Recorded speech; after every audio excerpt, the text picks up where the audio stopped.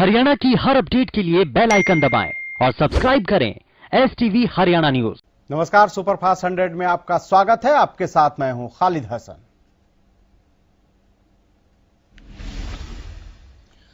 देश में 5 राज्यों के विधानसभा चुनाव के लिए जारी है काउंटिंग। असम, पश्चिम बंगाल, पुडुचेरी, तमिलनाडु और केरल में लगी है दिग्गजों की किस्मत दांव पर।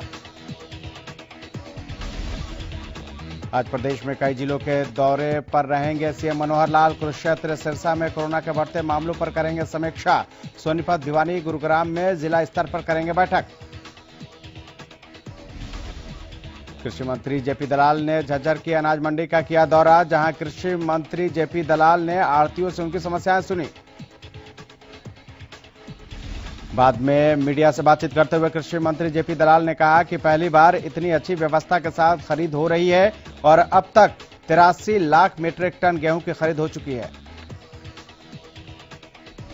साथ ही उन्होंने कहा कि अगर थोड़ी बहुत कहीं व्यवस्था में कमी है तो उसे दुरुस्त भी किया जाएगा। उन्होंने बताया कि जिन किसानों की पेमेंट रुकी हुई है उनमें से भी 2/3 किसानों को ब्याज समेत पैसा पहुंचना शुरू हो चुका है।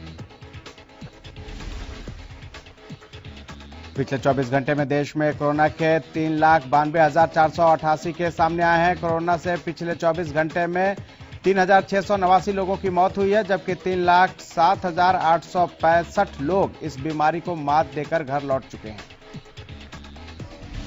प्रदेश में जारी है कोरोना का कहर। प्रदेश में 24 घंटे में 13,588 नए मरीज मिले। गुरुग्राम में 4,099, फरीदाबाद में 1,751 नए मामले सामने आए।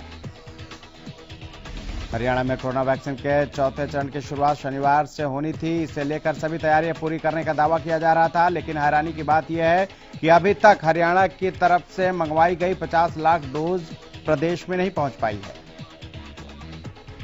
गौरतलब है कि इससे पहले राज्य में 3 वर्गों के करीब 67 लाख लोगों को वैक्सीन लगाने का लक्ष्य रखा गया था।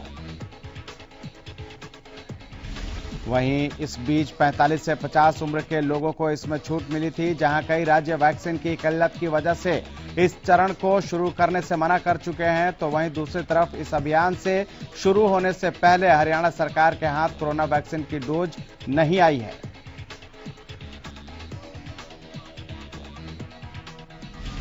पूर्व सीएम भूपेंद्र सिंह हुड्डा ने कोरोना को मात दे दी है। साथ ही उनकी पत्नी ने भी कोरोना से जंग जीत ली है, जिसके बाद दोनों को अस्पताल से छुट्टी मिल गई है। वहीं भूपेंद्र हुड्डा ने छुट्टी मिलने के बाद अपने शुभचिंतकों और डॉक्टरों का आभार जताया है। साथ ही उन्होंने कहा कि अब उनका स्वास्थ्य बिल्कुल ठीक है। उधर डॉक्टरों ने उन्हें अभी कुछ दिन एहतियात के लिए होम आइसोलेशन में रहने की हिदायत दी है।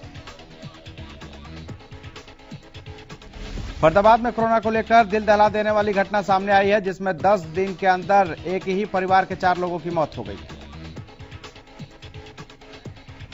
दरअसल शहर के NIT में स्थित फ्रंटियर कॉलोनी के परिवार पर यह मुसीबतों का पहाड़ टूटा है।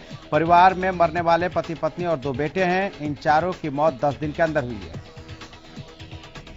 वहीं कॉलोनी वालों का एक निजी अस्पताल पर लापरवाही बरतने का आरोप है और इनका कहना है कि अस्पताल प्रबंधन ने 5 लाख का बिल बनाया था।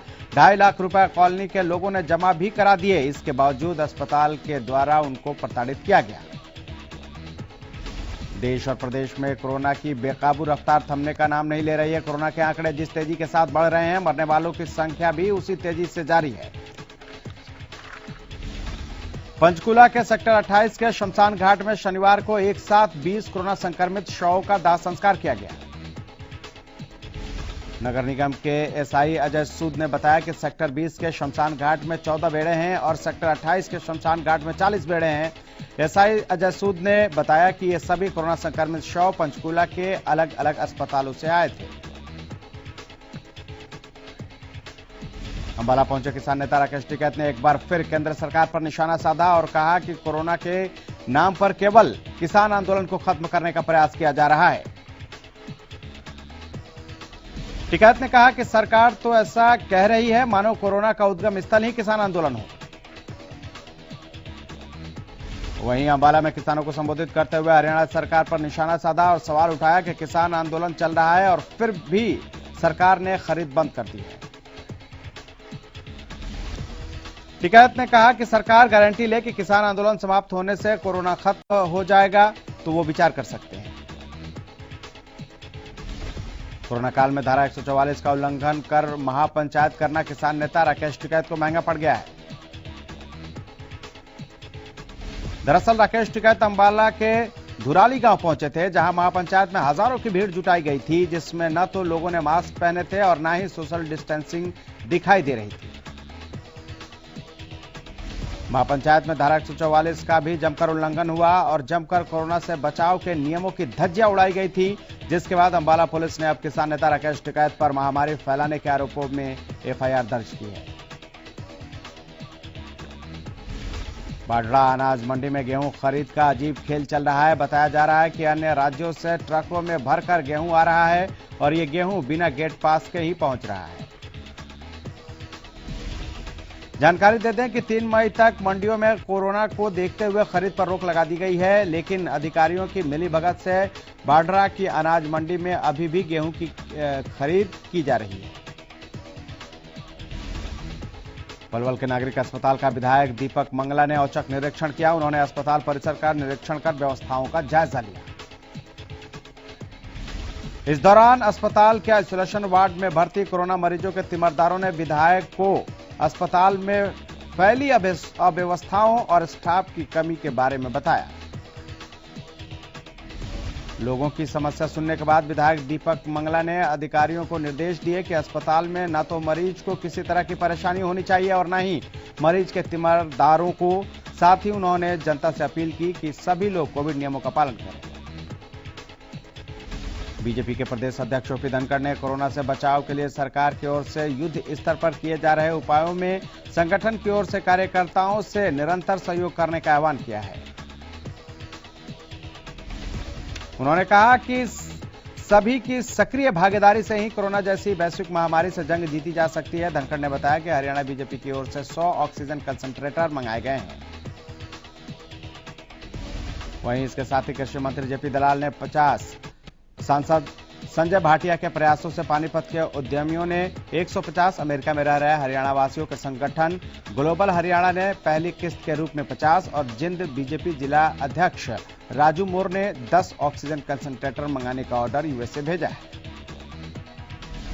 हरियाणा की ओर से कुल 432 ऑक्सीजन कंसंट्रेटर मंगाने की तैयारी है। जल्द ही ये ऑक्सीजन कंसंट्रेटर हरियाणा पहुंच जाएंगे, जिससे ऑक्सीजन की कमी को पूरा करने में मदद मिलेगी। मुख्यमंत्री मनोहर लाल ने गुरुवार को ऑक्सीजन सप्लाई को लेकर बैठक की। बैठक में मुख्यमंत्री ने अधिकारियों को प्रदेश में ऑक्सीजन की आपूर्ति जल्द से जल्द सुनिश्चित करने के निर्देश दिए। प्रदेश में कोरोना के बढ़ते मामलों को देखते हुए सरकार ने प्रदेश के 9 जिलों में वीकेंड लॉकडाउन का ऐलान कर दिया है। पंचकुला के जिला उपायुक्त मुकेश कुमार आहूजा ने भी पंचकुला में वीकेंड लॉकडाउन के आदेश जारी किए।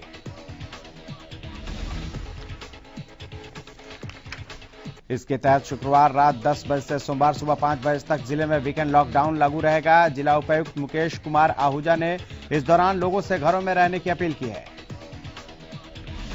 साथ ही पंचकुला पुलिस प्रशासन को वीकेंड लॉकडाउन को सफल बनाने के लिए लोगों से वीकेंड लॉकडाउन के नियमों का पालन सुनिश्चित करने के निर्देश जारी किए हैं।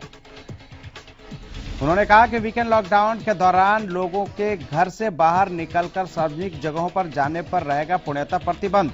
सिर्फ जरूरी काम के लिए ही घरों से निकलने वाले लोगों को इसमें छूट मिलेगी। हिसार जिले के उकलाना में वीकेंड लॉकडाउन के पहले दिन मिला जुला असर दिखाई दिया। एक और जहां उकलाना बस स्टैंड पर सरकारी बसें खड़ी दिखाई दी, तो वहीं कुछ निजी बसें सड़कों पर दौड़ती हुई नजर आई। कई जगहों पर पुलिस द्वारा लोगों की चेकिंग की जा रही है। इस दौरान कई लोग तरह तरह के बहाने बनाकर भी घूमते दिखाई दिए। फल, सब्जी और दवाइयों की दुकानों को छोड़कर बाकी बाजार बंद दिखाई दिए। साइबर सिटी गुरुग्राम में भी वीकेंड लॉकडाउन लगाया गया। गुरुग्राम में जरूरी सामानों को छोड़कर तमाम दुकानों को पुलिस ने बंद करा दिया। साथ ही जो लोग बेवजह घर से बाहर घूमते पाए गए, उन्हें भी घरों में रहने की हिदायत दी गई। गुरुग्राम के सबसे भीड़भाड़ वाले सदर बाजार में भी पुलिस के जवान तैनात दिखाई दिए। करनाल समेत हरियाणा के 9 जिलों में सरकार की तरफ से वीकेंड लॉकडाउन लगा दिया गया है। यह वीकेंड लॉकडाउन बढ़ते हुए मामलों को देखकर लगाया गया है। इन 9 जिलों में काफी ज्यादा मामले सामने आ रहे थे, जिसके चलते सरकार को यह कदम उठाना पड़ा।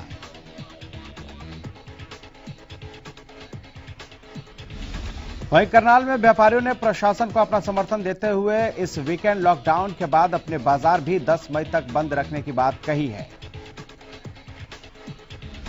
उधर लॉकडाउन को लेकर प्रशासन ने साफ आदेश दे दिए हैं कि वीकेंड लॉकडाउन में कोई भी घर से बाहर नहीं निकले। जरूरी सामान लोगों के घरों तक पहुंचेगा। सिर्फ दवाइयों की दुकान और डेयरी की दुकानें खुली रहेंगी।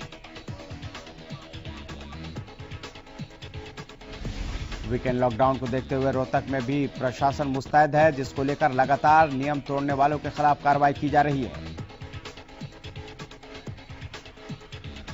इस दौरान मार्केट में कई जगह कुछ लोग नियम तोड़ते हुए दिखाई दिए, जिनको प्रशासन ने सख्त हिदायत दी। प्रशासन ने सभी दुकानदारों को दुकान के आगे रस्सी बांधने के निर्देश दिए।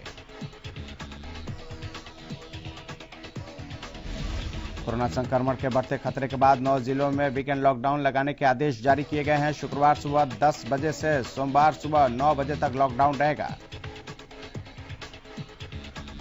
सोनीपत में वीकेंड लॉकडाउन का पालन करवाने के लिए प्रशासन सख्त नजर आया। बेवजह घर से निकलने वाले लोगों पर पुलिस प्रशासन की ओर से कार्रवाई की गई।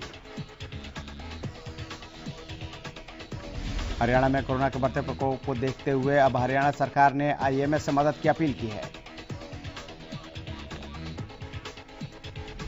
प्रदेश में महामारी के खिलाफ जारी जंग पर लगाम कसने के लिए खुद प्रदेश के स्वास्थ्य मंत्री अनिल विज ने आईएमए से अपील की है। इसके लिए शनिवार को अनिल विज ने हरियाणा आईएमए के पदाधिकारियों की वीडियो कॉन्फ्रेंस के जरिए बैठक ली,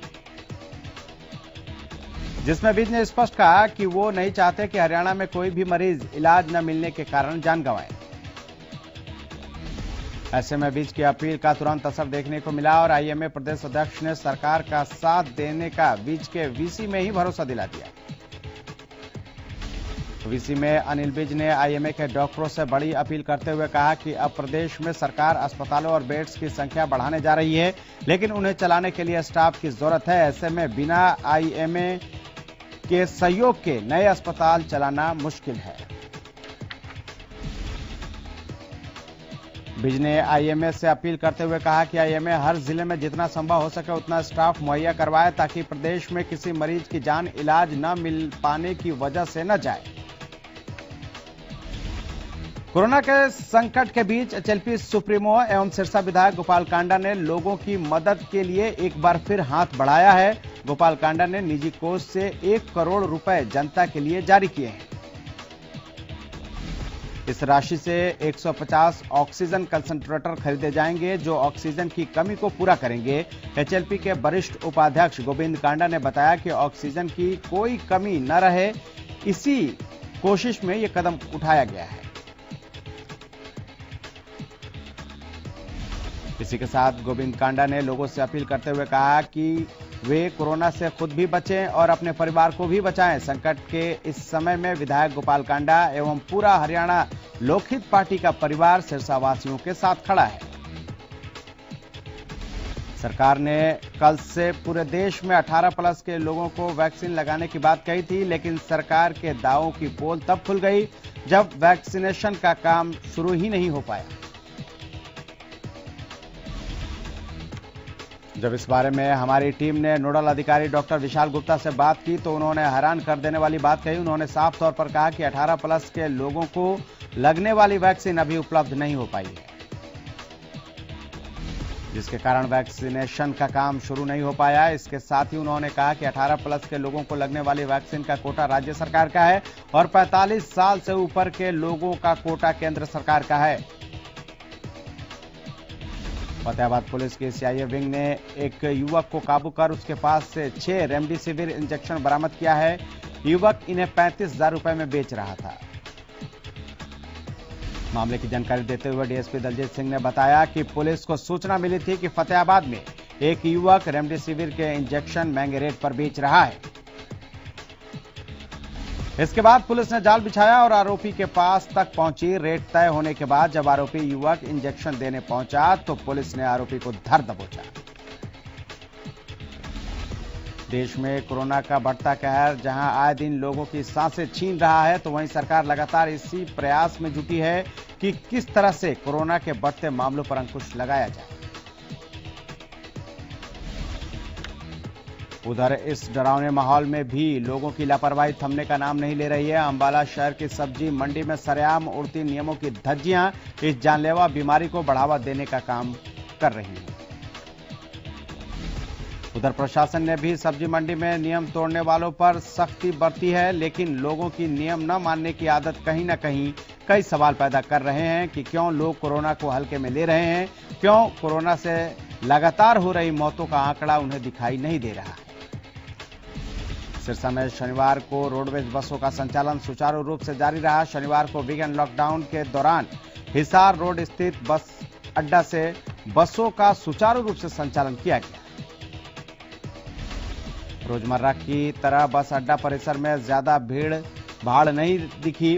पंजाब, दिल्ली, राजस्थान और प्रदेश के अन्य जिलों के लिए बस सर्विसेज जारी रही। लोकल रूटों की कम बसें चलीं। सवारियां नहीं होने के ज्यादातर लोकल रूटों की बसों को बस अड्डा परिसर में ही खड़ा किया गया। पंचकुला में भी कोरोना का कहर लगातार जारी है। पंचकुला जानकारी देते हुए बताया कि में 552 नए कोरोना के मामले सामने आए हैं, जबकि 24 घंटों में 7 लोगों की कोरोना के कारण मौत हो गई है। आपको बता दें कि पंचकुला में अब तक 2554 एक्टिव केस हैं, जबकि कोरोना से अब तक कुल 201 लोगों को अपनी जान गंवानी पड़ी है। देश में लगातार कोरोना संक्रमण की दूसरी लहर से मरीजों की संख्या बढ़ती जा रही है। गोहाना उपमंडल में भी कोरोना मरीजों की संख्या में रोजाना इजाफा देखने को मिल रहा है।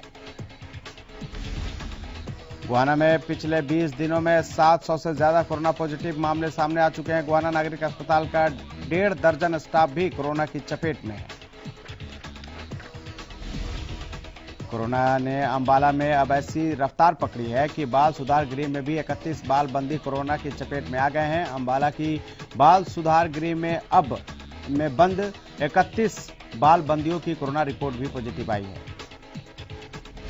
स्वास्थ्य विभाग के अधिकारियों ने इसकी जानकारी देते हुए बताया कि बाल सुधार गृह में से 85 सैंपल लिए थे, जिसमें से 31 की रिपोर्ट पॉजिटिव आई है। स्वास्थ्य विभाग की टीम ने सभी संक्रमितों को आइसोलेट कर दिया है। साइबर सिटी में लगातार बढ़ रहे कोरोना संक्रमण की चेन को तोड़ने के लिए जिला प्रशासन ने 90 माइक्रो कंटेनमेंट जोन बनाए हैं। शहर के 70 रिहायशी कॉलोनियों के बाहर अब पुलिस का कड़ा पहरा है।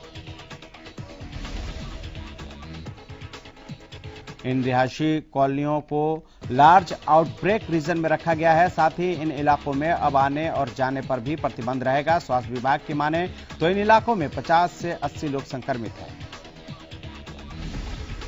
गोहाना से मजदूरों ने अपने घरों की तरफ रुख करना शुरू कर दिया है। प्रवासी मजदूरों की माने तो बीते साल कोरोना महामारी के चलते लगे लॉकडाउन के कारण लाखों मजदूरों ने देश के कई हिस्सों से पलायन किया था। अब कोरोना की दूसरी लहर ने फिर से वही हालात पैदा कर दिए हैं। लॉकडाउन से डरे प्रवासी मजदूर स्पेशल बसों के जरिए यूपी, बिहार अपने गांवों के लिए पलायन करने लगे। वहीं दोबारा से लॉकडाउन जैसे हालात पैदा होने से प्रवासी मजदूरों के माथे पर चिंता की लकीरें उभरने लगी हैं। इसी के चलते गोहाना से रोजाना बड़ी संख्या में मजदूर पलायन करने लगे हैं। जाखल में समाजसेवी संस्था लायंस क्लब की तरफ से रक्तदान शिविर का आयोजन किया गया। इस शिविर में युवा वर्ग का विशेष योगदान रहा और शिविर में 43 रक्तदाताओं ने रक्तदान किया। सिंघू बॉर्डर पर शुक्रवार को गुरु तेग बहादुर का 400वां गुरु पर्व मनाया गया। सिंघू बॉर्डर पर फूलों से स्टेज को सजाया गया है। इस दौरान किसान नेताओं ने कहा कि संयुक्त किसान मोर्चा के आह्वान के बाद गुरु पर्व मनाया गया है। जब तक सरकार हमारी मांगे पूरी नहीं करेगी, आंदोलन जारी रहेगा।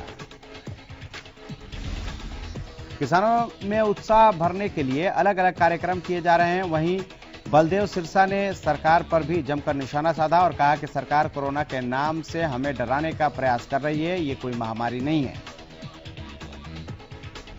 एनआईटी फरीदाबाद के नंगला गुजरान ने ग्रामीणों ने अपने गांव के डिपो होल्डर पर पूरा राशन नहीं बांटने का आरोप लगाया है। ग्रामीणों का कहना है कि इसका विरोध करने पर डिपो होल्डर महिलाओं के साथ गाली गलौज और धक्का मुक्की करता है,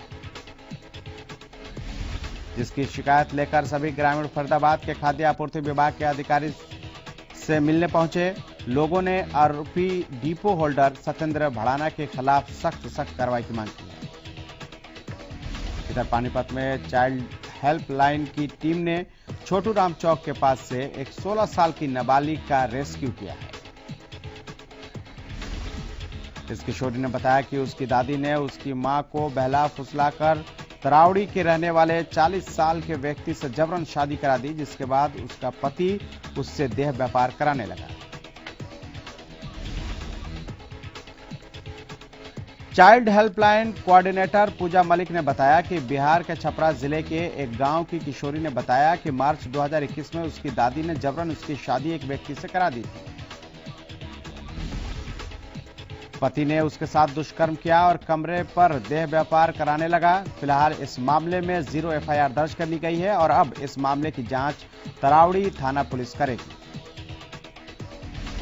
इस मामले में डीएसपी सतीश वत्स का कहना है कि नाबालिग का मेडिकल करवाया गया है और आगे की कार्रवाई जारी है। करनाल की CIA2 शाखा पुलिस को बड़ी कामयाबी मिली है। दरअसल करनाल हाईवे पर तरावड़ी के पास 18 अप्रैल को बोरे में एक लाश की पहचान हुई थी। मृतक की शिनाख्त दिल्ली के 18 वर्षीय युवक निकी के रूप में हुई है। जांच में सामने आया है कि मामला प्रेम प्रसंग का था, जिसमें निकी रात को अपनी प्रेमिका से मिलने उसके घर गया था। लड़की के परिजनों ने उसे देखकर मारपीट की, जिसमें युवक की मौके पर ही मौत हो गई। जिसके बाद लड़की के पिता ने अपने भाई और 2 नौकरों के साथ मिलकर उसके शव को तरावड़ी के पास हाईवे के किनारे फेंक दिया। फिलहाल पुलिस ने चारों आरोपियों को गिरफ्तार कर लिया है और उन्हें कोर्ट में पेश किया है। फिलहाल इतना ही, लेकिन आप देखते रहिए हरियाणा न्यूज।